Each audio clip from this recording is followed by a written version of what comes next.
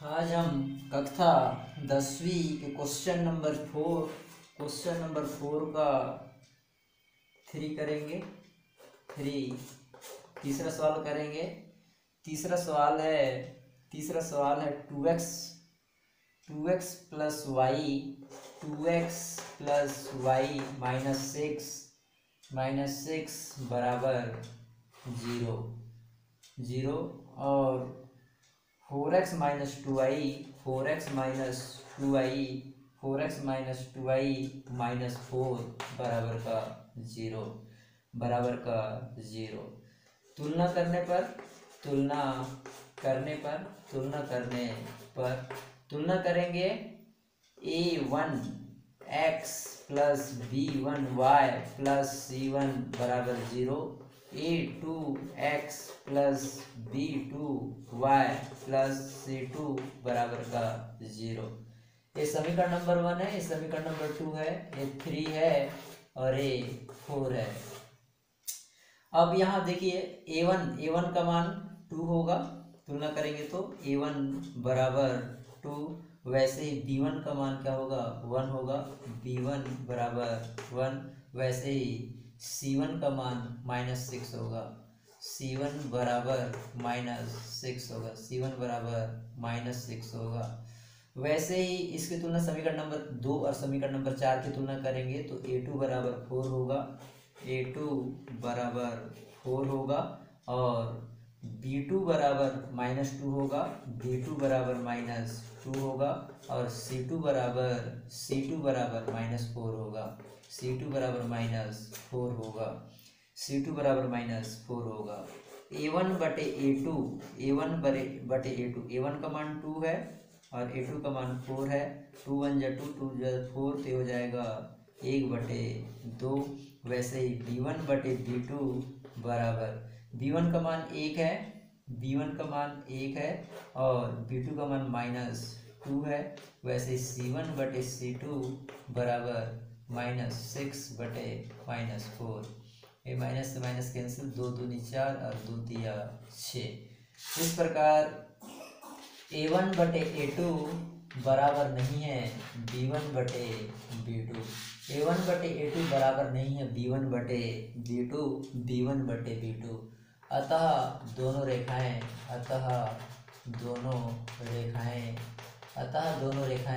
प्रतिच्छेदी होगी और समीकरण का युग्म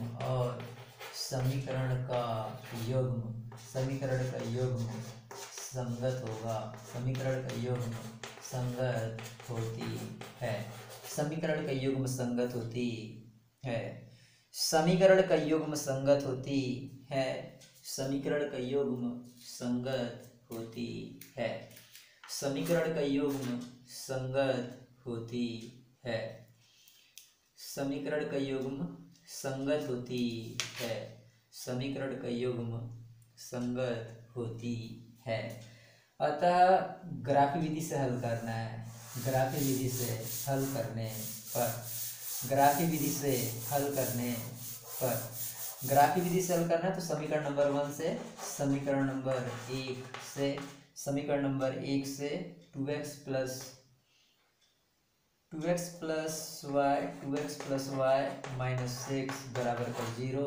तो 2x प्लस वाई अक्षांतर करेंगे तो 6 उस पर जाएगा तो प्लस बन के जाएगा।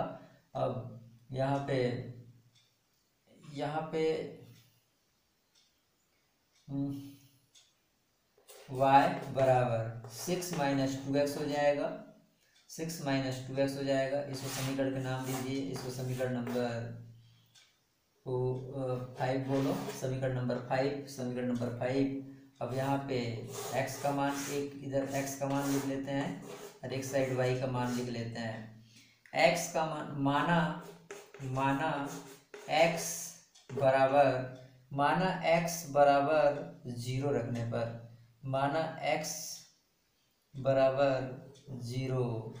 पर, y मान रखेंगे। समीकरण नंबर 5 में मान रखेंगे। समीकरण नंबर 5 से क्या हो जाएगा, y बराबर 6 ऋण 2 गुणित 0, तो y बराबर हो जाएगा, y बराबर हो जाएगा, y बराबर हो जाएगा 6, y बराबर 6 हो जाएगा। यहाँ पे x का मान 0 हो गया तो y का मान 6 निकल के आ रहा है। वैसे ही माना x बराबर 3 रखने पर समीकरण नंबर 5 से हो जाएगा y बराबर 6 ऋण 2 गुणित 3, तो y बराबर 6 माइनस 6, तो y बराबर 0। यहाँ पे x का मान 3 रखने पर y का मान 0 आ गया, y का मान 0 हो गया। अब है समीकरण नंबर 2 से, समीकरण नंबर 2 से समीकरण नंबर 2 से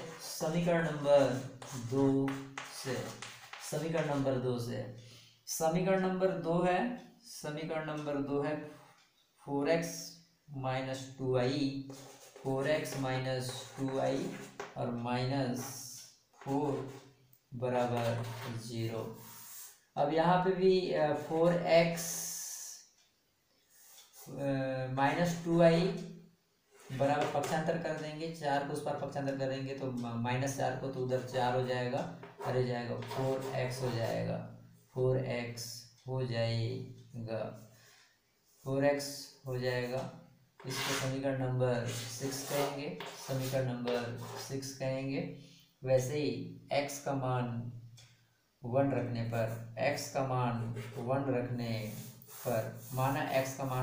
पर समीकरण नंबर 6 में मान रखना है, तो यहाँ हो जाएगा माइनस टू आई बराबर 4 इंटू 1 हो जाएगा। अब यहाँ भी क्या होगा, माइनस 2i है तो यहाँ भी माइनस 2i हो जाएगा, माइनस टू आई बराबर है तो बराबर 4 है तो 4 माइनस 4 हो जाएगा, एक दूसरे से कैंसिल हो जाएंगे तो ये 0 हो जाएगा, इधर माइनस 2i होगा और माइनस 2i होगा और पक्षांतर करेंगे तो उस पर चले जाएगा, बराबर का 2i हो जाएगा सर, इधर 0 हो जाएगा तो y बराबर हो जाएगा 0/2, तो y का मान आ जाएगा 0। x का मान 1 रखने पर y का मान 0 आ रहा है, y का मान 0 आ रहा है, y का मान 0 आ रहा है। अब आगे माना x बराबर 4 रखने पर समीकरण नंबर 6 से क्या है, माइनस 2i बराबर 4 इंटू 4 तो हो जाएगा माइनस 2i बराबर 4 इंटू 16 हो जाएगा। 4 में से 16 में से 4 घटाएंगे तो ये आ जाएगा 12, ये हो जाएगा माइनस का 12, माइनस से माइनस कैंसिल और माइनस से माइनस कैंसिल, तो यहाँ पे हो जाएगा ये आगे, यहाँ पे हो जाएगा 2y बराबर 12, तो y बराबर 12/2, तो 2 छंग 12 6 आ जाएगा, y बराबर 6 आ जाएगा। x के मान 4 रखने पर y का मान 6 आ रहा है। इस प्रकार ग्राफीय विधि से इसे हल किया जा सकता है।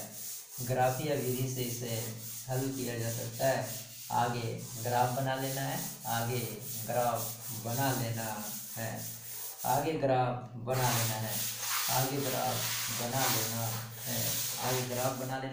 अब चौथा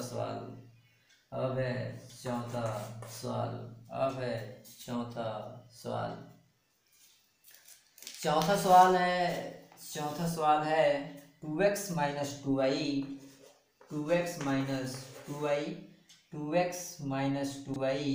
माइनस 2 बराबर 0, समीकरण नंबर 1।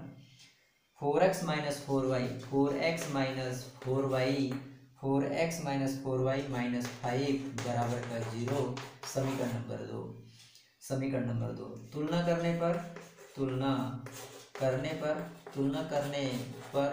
तुलना करेंगे तो a1 x plus b1 y plus c1 बराबर का 0, a2 x plus b2 y plus c2 बराबर का 0। a1 तुलना करना है, इसको 3 बोलेंगे और इसको 4 बोलेंगे। समीकरण नंबर 1 और 3 का तुलना करना है तो हो जाएगा a1 बराबर 2 होगा, b1 बराबर -2 होगा, b1 बराबर -2 होगा और c1 बराबर -2 होगा। वैसे ही a2 बराबर समीकरण नंबर 4, a2 बराबर 4 होगा और b2 बराबर -4 होगा और c2 बराबर -5 होगा। आगे देखते हैं a1 बटे a2 बराबर a1 का मान 2 है और a2 का मान 4 है, तो यहाँ हो जाएगा 2/4, 2 1 जा 2 और 2 2 जा 4 बराबर 1/2 होगा।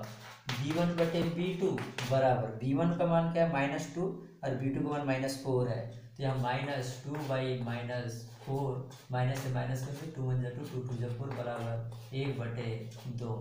वैसे c1 बटे c2 बराबर क्या होगा, c1 का मान -2 और c2 का मान -5 है, माइनस से माइनस कैंसिल बराबर 2/5 होगा। मतलब a1 बटे a2 बराबर होगा b1 बटे b2 बराबर नहीं होगा c1 बटे c2, ये निकल के आएगा।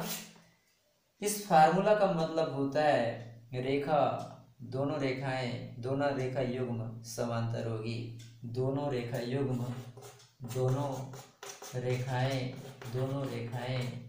समांतर होगी, समांतर